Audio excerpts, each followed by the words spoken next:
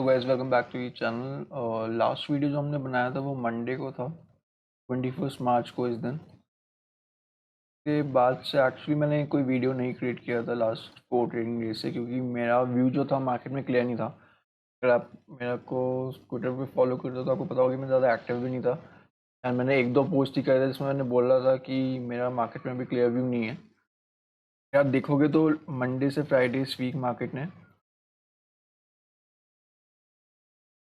और कुछ किया नहीं है खास। बेसिकली पूरे वीक मार्केट एक रेंज में ही फंसा रहा। एंड हमने एक डोजी कैंडल क्रिएट किया है वीकली पे। अब पिछले 2 वीक्स के अच्छे अप ट्रेंड के बाद हमने एक पॉज लिया इस वीक। अब बेसिकली क्वेश्चन ये है कि क्या इस पॉज के मतलब ये जो पॉज ले रहा है मार्केट, क्या मार्केट इसके बाद रिवर्स करके नीचे चला जाएगा या बेसिकली इस पॉज के बाद कंटिन्यूशन दे देगा ऊपर की साइड। तो सो बेसिकली मार्केट का स्ट्रक्चर क्या होता है, मार्केट मूव कैसे करता है। मार्केट का जो एक फॉर्मेशन है वो एक वेव के फॉर्म में होता है।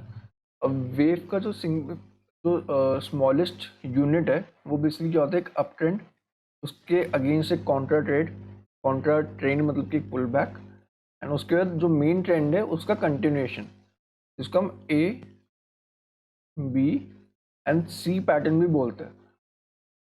अब प्रॉब्लम क्या हो रही है कि अगर ये डाउन ट्रेंड था 18,300 से लेके 15,600 तक का, जिसको हम ए बोल सकते हैं, तो क्या उसके बाद ये पुल बैक है बी, एंड यहाँ से अब हम कंटिन्यूएशन दे देंगे नीचे सी। एक चीज़ तो ये हो सकती है, एंड दूसरी चीज़ हो सकती है कि ये एक अप ट्रेंड है नीचे से जो स्टार्ट हुआ है 15,600 से, ये ए हो गया। अब हम इसका एक पुल बैक देंगे बी, उसके बाद यहाँ से कंटिन्यूएशन आएगा सी, जो कि हमें इस चैनल के अपर लाइन तक ले जाएगा। तो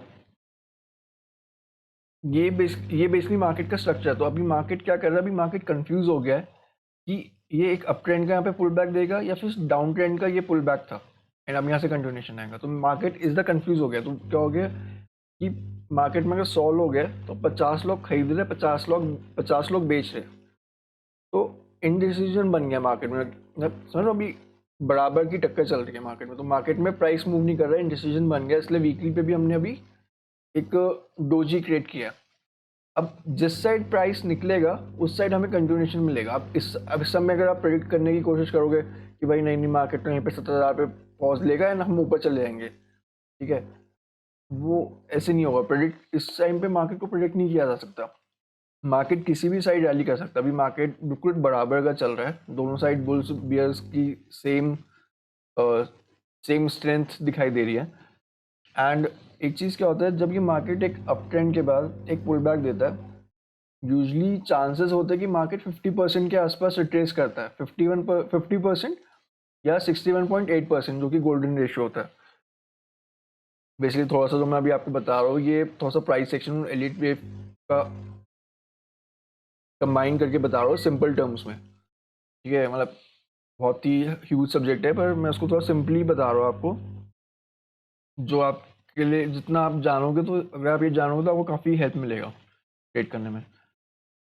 तो एक अप ट्रेंड के बाद यूजली पुल बैक जो है उसका अगर 50% तक रिट्रेस करता है या 61.8% तक, अगर वहाँ तक रिट्रेस करके वापस कंटिन्यू दे देता है तो ठीक है। लेकिन अगर एक बार प्राइस 61.8% के नीचे जाने लगता है ना, तो हम कह देते हैं कि ये रिवर्सल हो चुका है एंड अब प्राइस नीचे जाएगा।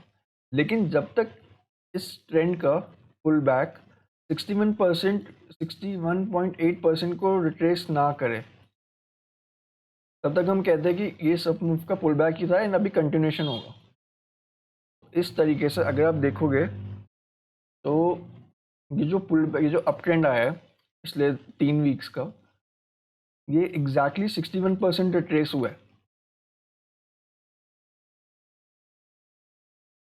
सो अभी ये ऑप्शन, ये सिनेरियो वैलिड है कि दिस इज ए, ये बी है, एंड यहाँ से अभी हम सी दे देंगे नीचे, ठीक है। मतलब ये पॉसिबल है अभी तक अगर आप देखोगे तो 61.8 लेवल जो है वो आ रहा है 17,327 पे। अभी तक कोई भी क्लोजिंग इसके ऊपर नहीं हुई है।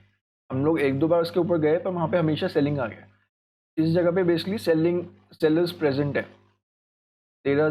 17,300 30 के आसपास यहाँ पे सेलिंग है, यहाँ पे ना मार्केट में सेलर्स है इस समय। उसी तरीके से अगर आप देखोगे तो बेसिकली इसका जो 61% रिट्रेसमेंट है, तो ये जो अपमूव है 15,600 से लेके 18,300 17,300 तक, इसका 50% आता है 16,550 पे, एंड 61.8 रिट्रेसमेंट आता है 16,350 पे। तो बेसिकली ये वाली जो रेंज है ये बुल्स के लिए बहुत इंपॉर्टेंट सपोर्ट है। तो जब तक प्राइस इसके ऊपर ना जाए 17,442, शायद मार्केट इस रेंज में टाइम पास करे। ठीक है, तो जब तक इस रेंज में तब तक मार्केट साइडवेज हो गया। जब तक या तो मार्केट 16,350 के नीचे निकले या फिर 17,442 के ऊपर निकले, उसके बाद ही मार्केट में ट्रेंड आएगा। इसके बीच में मार्केट बहुत जिगजैग कर सकता है। लेकिन एक चीज़ है, अगर आप देखोगे इस समय, अगर हमारी ये रेंज है तो इसमें इस समय शॉर्ट्स के पास, जो बियर्स हैं उनके पास रिस्क बहुत बेटर है, क्योंकि उनके पास उनका स्टॉप लॉस मुश्किल से 200-300 पॉइंट होगा, लेकिन उनके फेवर में अप्रॉक्सीमेटली 700-800 पॉइंट्स है। तो इस समय अगर किसी को एक वीक का व्यू करना है तो शॉर्ट साइड में जो रिस्क रिवॉर्ड है वो बेटर है, जब तक हम लोग इस रेंज को ब्रेक ना करें। तो बेसिकली प्राइस एक्शन और एडिट वेव के हिसाब से मुझे लग रहा है कि मार्केट भी इसी रेंज में रह सकता है। एंड हम लोग एक बार ना भी थोड़ा छोटा टाइम फ्रेम देख लेते हैं। बेसिकली अगर आप देखोगे तो लास्ट 6 डेज का जो प्राइस एक्शन है मार्केट में, उसमें एक दिन हमने ग्रीन कैंडल बनाई, नेक्स्ट डे रेड, फिर ग्रीन, फिर रेड, फिर ग्रीन, फिर रेड। हम लोग पिछले 6 दिन से ऑल्टरनेट कैंडल्स बना रहे हैं, तो बेसिकली ये साफ ही बता रहे हैं कि हम लोग रेंज में हैं। अब अगर मैं इसको एक बार छोटे टाइम फ्रेम बिल्ड ले जाऊँ,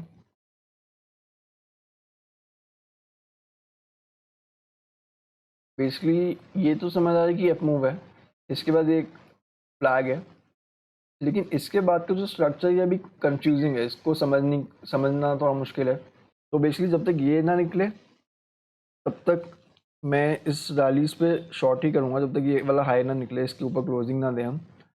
एंड मोस्ट ऑफली हम लोग पहले 17,000, फिर ये गैप एरिया है, उसके बाद जो मेन सपोर्ट एरिया आएगा ये वो 350 से 550 की रेंज में आएगा। तो मे बी अगर आने वाले दिन में कल परसों हम लोग इस रेंज में खुलते हैं, फिर इसके नीचे ब्रेक करते हैं 17,000 के नीचे, हमारा टारगेट 3-4 दिन के लिए 16,350 हो सकता है, अगर हम लोग 17,000 के नीचे ब्रेक करते हैं। 17,000 के नीचे हम लोग इस रेंज में आ सकते हैं, 16,350 से लेके 16,550 तक। एंड हमारा स्टॉप लॉस ये है। जब मार्केट इसके ऊपर निकलेगा तभी मार्केट बुलिश होगा। एंड अब हम लोग अभी बैंक निफ्टी देख लेते हैं। मार्केट बैंक निफ्टी भी बेसिकली रेंज में ही है। बेसिकली ये इस डाउन ट्रेंड के बाद ये अप मूव आया है, बेसिकली यहाँ से फेल होकर नीचे चला जाएगा, या फिर ये इस अप मूव का पुल बैक है ना, अभी हम ऊपर जाएंगे। तो देखते हैं ये क्या करेगा। इसमें भी अगर आप देखोगे तो इसका 61, इसका जो 50% रिट्रेसमेंट है, अगर आप इसको भी देखोगे तो उसका 50% जो रिट्रेसमेंट है वो इस गैप एरिया में आ रहा है,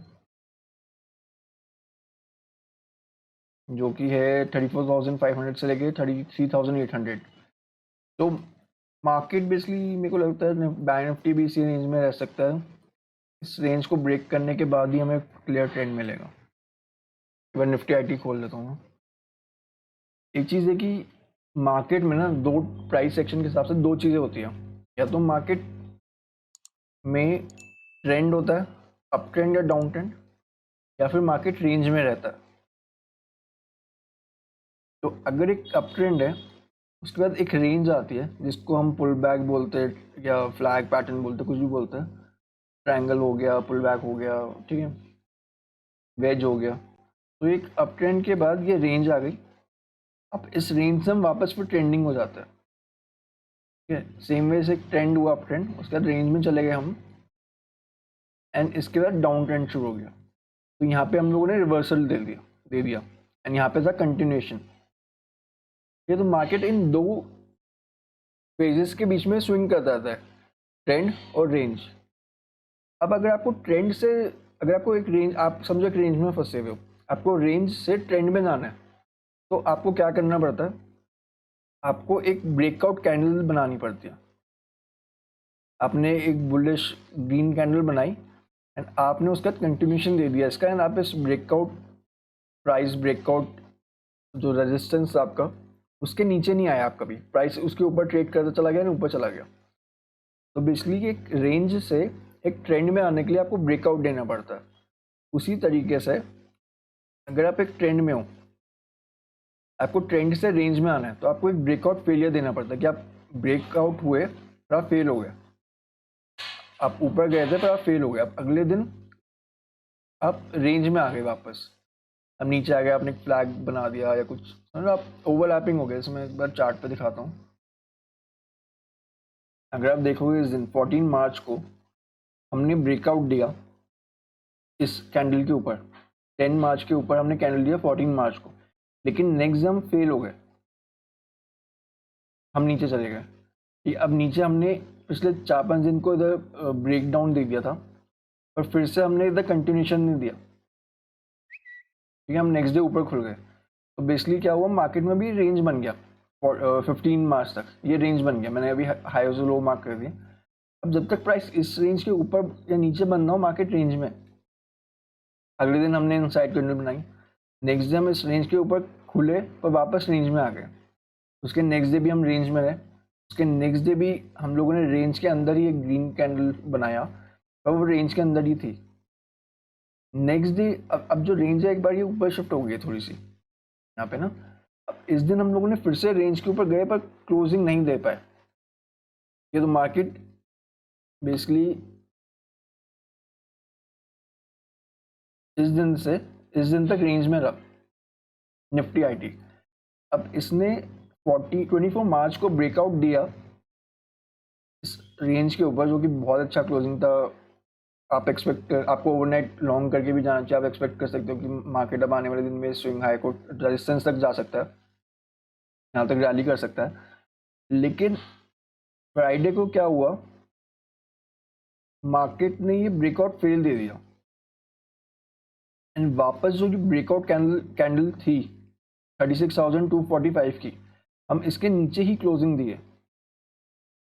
तो बेसिकली मार्केट ने एक और जो ब्रेकआउट था वो फेल कर दिया, तो इसलिए मार्केट बेसिकली रेंज के अंदर ही फंसा हुआ है। निफ्टी आईटी भी, आप कह सकते हो कि पिछले 10 दिन में निफ्टी आईटी का जो प्राइस है वो इस लेवल से ही ऊपर गया है, लेकिन ये बहुत अच्छा मूव नहीं है। सोचो आप 10 दिन से निफ्टी आईटी को पकड़ के बैठे हो, आप मेंटली ड्रेन हो जाओगे, आपका पैसा तो खास बना नहीं है, ऊपर से आप मेंटली इतना ड्रेन हो जाओगे कि आपके इतने बार स्टॉप लॉसेस होंगे कि आप उसको राइड ही नहीं कर पाओगे ट्रेंड को। तो बेसिकली एक वीक ट्रेंड है, प्राइस ऊपर जा रहा है पर वो अच्छा नहीं है, प्राइस बहुत स्लोली ऊपर जा रहा है। तो बेसिकली मार्केट एक रेंज में अब इस पैटर्न को अगर आप इसके हाईज और लोज को आप कनेक्ट करते हो तो आपको एक वेज जैसा पैटर्न दिखाई देगा। ये मैंने इसका आवरली टाइम फ्रेम खोला है,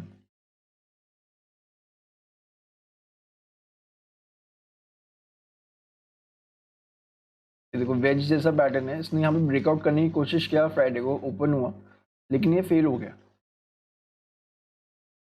ठीक है। तो बेसिकली मार्केट रेंज में है यहाँ पे।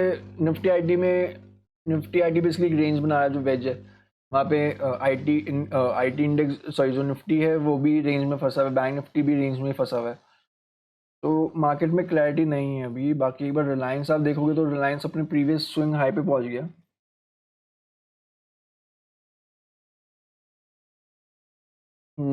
एक रिलायंस है जिसने बेसिकली निफ्टी को होल्ड किया है, अभी अपने प्रीवियस स्विंग हाई पे पहुंच गया। अब देखते हैं ये इसको कंटिन्यू करता है या नहीं, यहाँ पे थोड़ा पुल बैक दे सकता है। बाकी एच डी एफ सी अच्छा रैली किया था पिछले कुछ वीक्स, लेकिन ये प्रीवियस स्विंग हाई पे जाके ही फेल हो गया। सो बेसिकली क्या ये डाउन ट्रेंड का एक पुल बैक है, हम कंटिन्यू कर देंगे नीचे की साइड, या फिर ये एक अप ट्रेंड है, इस अप ट्रेंड का ये पुल बैक दे रहा है एंड यहाँ से भी हम कंटिन्यू करेंगे ऊपर की साइड। तो बेसिकली अगर आप देखोगे तो ये एक हेड एंड शोल्डर पैटर्न बन सकता है अगर एचडीएफसी ने यहाँ पे होल्ड किया है ना, हम इस प्रीवियस स्विंग हाई के ऊपर निकलते तो ये हेड एंड शोल्डर पैटर्न बन जाएगा। लेकिन अगर इसने यहाँ पे सपोर्ट नहीं लिया एंड ये नीचे चलता चला गया तो बेसिकली डाउन ट्रेंड का कंटिन्यूशन हो जाएगा।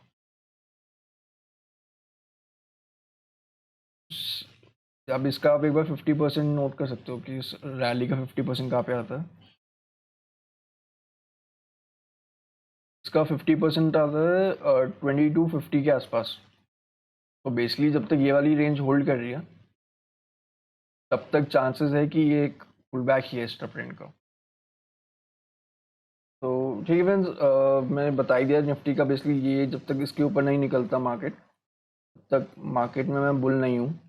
एंड 17,000 के नीचे हम लोग शायद इस गैप को फिल करने आ सकते हैं एंड इसके ऊपर निकलेंगे तो फिर हम लोग जो चैनल है उसके चैनल की अपर लाइन को टच कर सकते हैं जो कि 18,000 के आसपास आती है।